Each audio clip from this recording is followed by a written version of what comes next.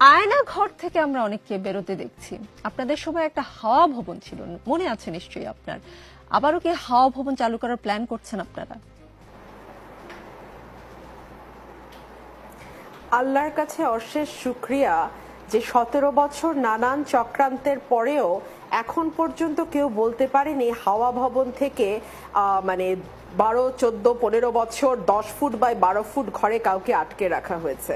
এখনো কেউ বলতে পারে না যে হাওয়া ভবনে ঢুকিয়ে কাউকে বিভৎস কায়দায় নির্যাতন করা হয়েছে। প্রফেশনাল রিজনেই মীর কাশেম আলী সাহেবের ছেলের সঙ্গে, ব্যারিস্টার, ওনার সঙ্গে আমার পরিচয় ছিল।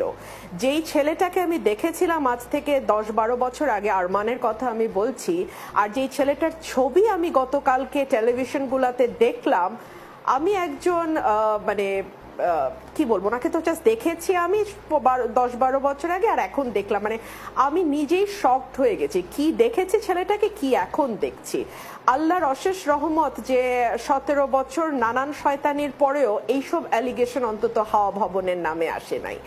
আর ধরেন যেই দেশের প্রধানমন্ত্রী গর্ব করে বলেন তার পিয়ন, তার চাপরাশি, তার কর্মচারী, তার বয় বেয়ারা 400 কোটি টাকা হাপিস করে ফেলেছে, এরোপ্লেনে কি বলে ওটাকে, হেলিকপ্টার ছাড়া নড়তে চড়তে পারে না, সেই দেশে সেই এরা পার করে আসার পরে এখন হাওয়া ভবনটা না একটু ক্লিশে শোনায়। তবে হ্যাঁ, আমি একটা কথা খুব শক্তভাবে বিশ্বাস করি, যদি মোটা দাগেও একটা সুষ্ঠু নির্বাচনের চল থাকে দেশে, তাহলে আসলে কেউই মনস্টার হয়ে উঠতে পারে না। কারণ প্রত্যেকের মাথায় তখন থাকে, যাই বলি আর না বলি 5 বছর পরে কিন্তু আমাকে ভিক্ষার ঝুড়ি নিয়ে মানুষের দরজায় গিয়ে দাঁড়াতে হবে।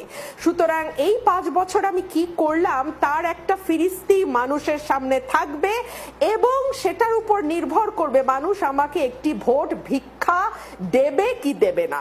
যেই মুহূর্তে কোনো দেশ থেকে ভোটের প্রচলন উঠে যায়, তখন আসলে বাড়ির বেয়ারার 400 কোটি টাকা, দেশের ঘাড়ে 99 বিলিয়ন ডলারের ঋণ, কিংবা ধরেন ইচ্ছা মতো লুটপাট, প্রয়োজনে অপ্রয়োজনে প্রকল্প গ্রহণ, রিজার্ভ 48 বিলিয়ন থেকে ধুম করে 12 বিলিয়ন ডলার, কিংবা হু নোজ আসলে এখন কত রিজার্ভ তাও জানি না, কারণ এখন দেখছি বাংলাদেশ ব্যাংক থেকেও রেজিগনেশনের ধুম পড়ে গেছে।